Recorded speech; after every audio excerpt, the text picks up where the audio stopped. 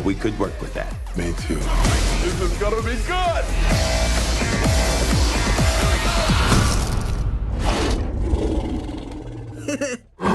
Dude, bringing back the mohawk. Good for you. Oh, y'all got jokes, huh?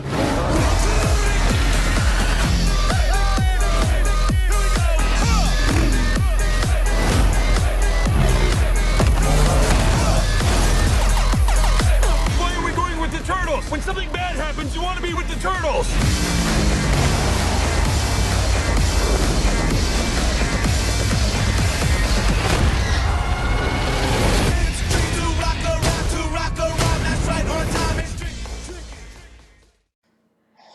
Welcome to another episode of Red Reviews. Today, Teenage Mutant Ninja Turtles and the overblown action and plot of convenience.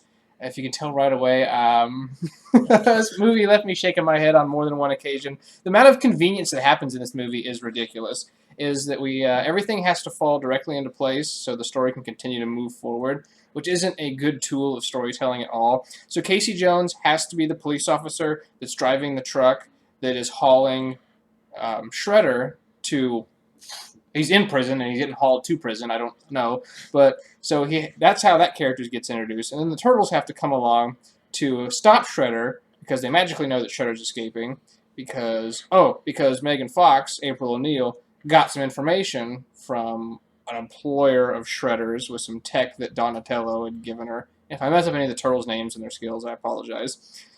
So she's integrated to this beginning storyline, and of course, Shredder has somehow gotten the ability to teleport, so he teleports, introducing him to this other dimension where he can find Krang.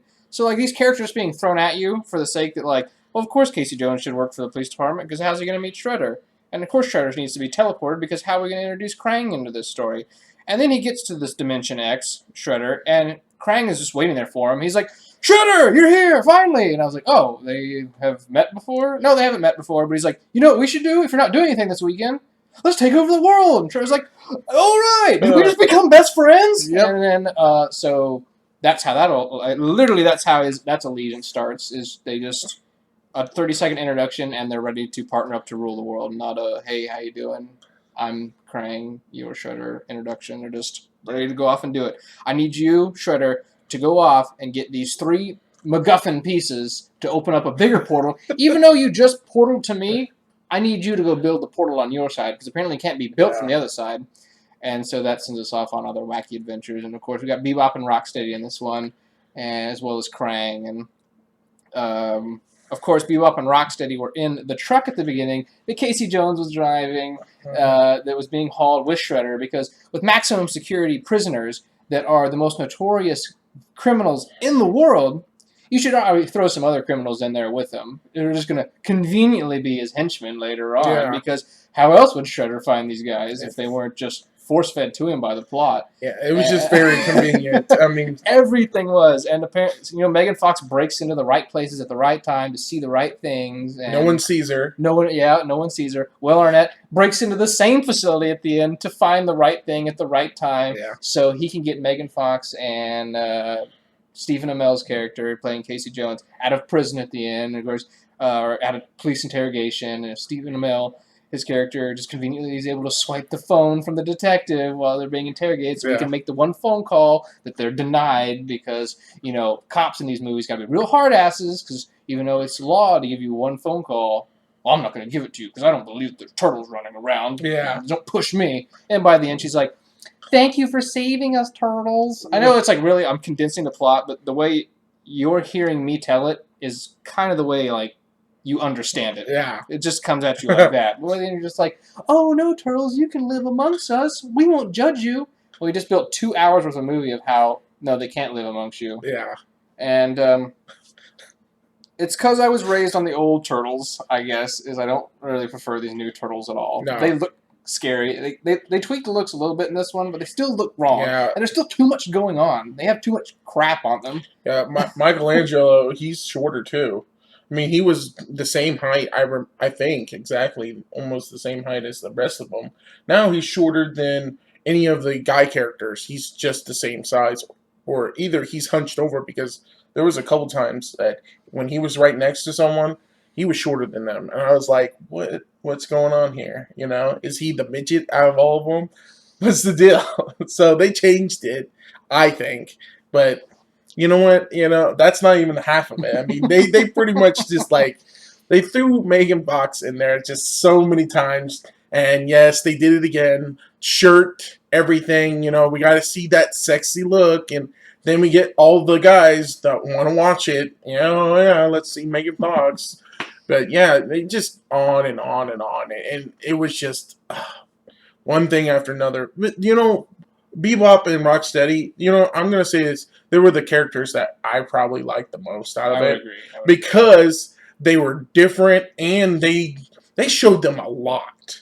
Out of all the characters, you would think they want to show Turtles more. I mean, they did show the Turtles a lot. It's just, out of all the villains, it was Bebop and Rocksteady.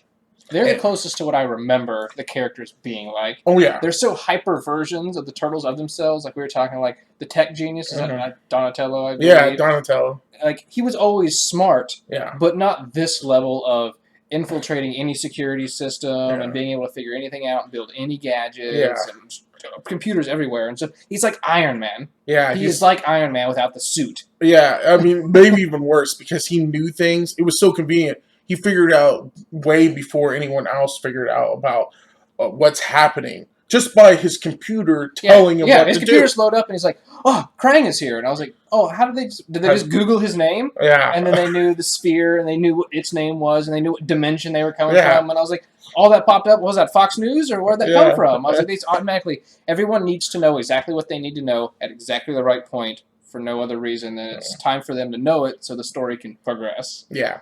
It was just too convenient for that stuff. It's just, oh, wow. It's just crazy. I said going in, I was like, I will bet you money that this movie will look like Michael Bay shot and Michael Bay didn't direct this, but he produces it, and you can tell that it has a Michael Bay stamp on it. Yeah. I was like, what if they just took a bunch of finished special effects shots from the old Transformers movies? Like, we paid for these, we might as well use them, and just turned it into a movie, you would get this. And you can, because it's like Transformers level action where it's just, there's so much happening on such large scales, but you just don't care. Yeah.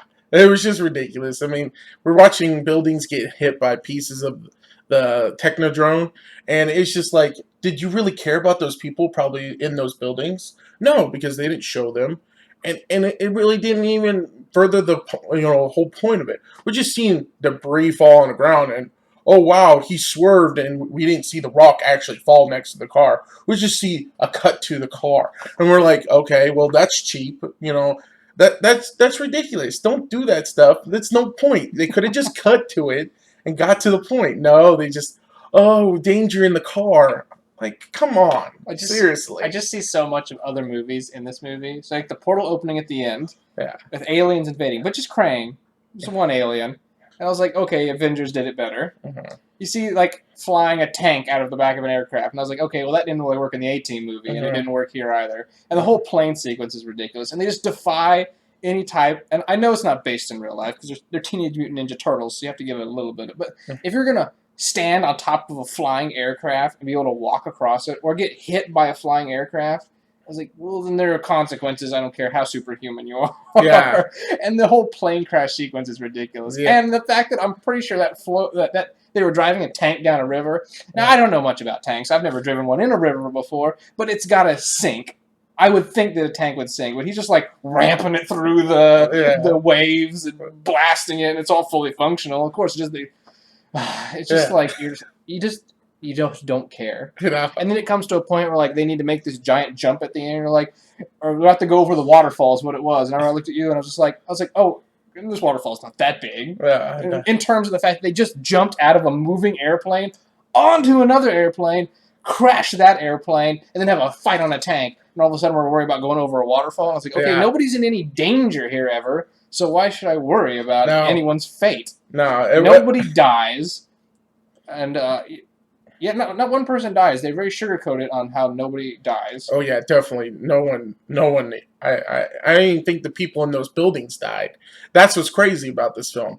No one was considered dead or alive Yeah. in any of the buildings. Clearly spoiler talk, but not even Bebop and Rocksteady, who get stuck in a shipping container at the end with a grenade that they're holding. Mhm. I know they're also supposed to be superhuman from the Ooze that's had its remake as well, and you hear them talking at the end. You're like, oh, we're fine. I Yeah, was like, really? You just blew up, and we're fine.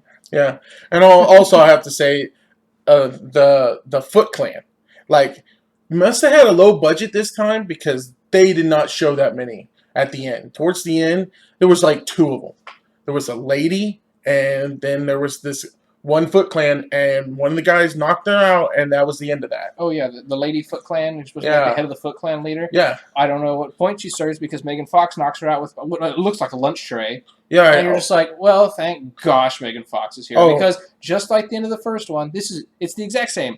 It's the four turtles, it's three turtles fighting a metal character, and there's a countdown going on, so Donatello's got to stop it. Will Arnett and Megan Fox has got to go stop this other device, which would have been the projectile on the other one, or they got to get the cure. I was like, this is the same ending as the first one. Mhm. And the first one actually did it a little bit better. At least they had Shredder. Shredder he's in this movie for a little bit, but Yeah. not with the mask on for about 2 seconds before he gets frozen by Krang, and we'll see him in Teenage Mutant Ninja Turtles 3. We'll go ahead and wrap it up. I'm just going to get more and more frustrated as we Yeah. go on. To give the movie credit, if you like the first one, you'll like this one. It's a lot more of the same, just amped up. I didn't like the original that much, and this one didn't serve me any. I'll just go back and I'll watch the ones from my generation, or I'll watch the cartoons if I want to remember my version of TMNT. Yeah. So I got to Definitely. give this movie a D for disappointing. Yeah. I'd even give it a little more than an F because I could see maybe if I rewatch it, knowing the fact, and I was like, all right, we just need to completely check the brain out, Yeah. and maybe I can have a little bit of fun. But I'm going to go ahead and give it a D for disappointing. Yeah, definitely. I'm probably gonna give it a D too. So it's kind of like, yeah, they had some funny parts, but it's just, if you really like Teenage Mutant Ninja Turtles, you're just not gonna like this one. I mean, yeah, if you like the first movie, yeah, but me, I like the other stuff. But anyway, that's it. Yeah, I think we're calling it right here, though, on this show, as there's a cameo in this movie Uh-huh. by a certain Autobot, we'll say. Yeah. And if that is any indication that everyone has to have a shared universe, so if the Avengers can do it, why can't the Teenage Mutant Ninja Turtles and the Transformers inhabit the same universe? Uh-huh. There's a little nod, Easter egg, inside joke for Bumblebee in this one. It's not really Bumblebee. It's someone in a costume during Halloween, but it's clear nod that Bumblebee and the Teenage Mutant Ninja Turtles, they're like, hey, man, how's it going? They're like, oh, of course, they're friends. Like, they recognize each other. So watch for it. We're calling it right now. They're going to announce it probably after TMNT 3. We will get Transformers and Teenage Mutant Ninja Turtles in the same universe. Yeah. That's my prediction.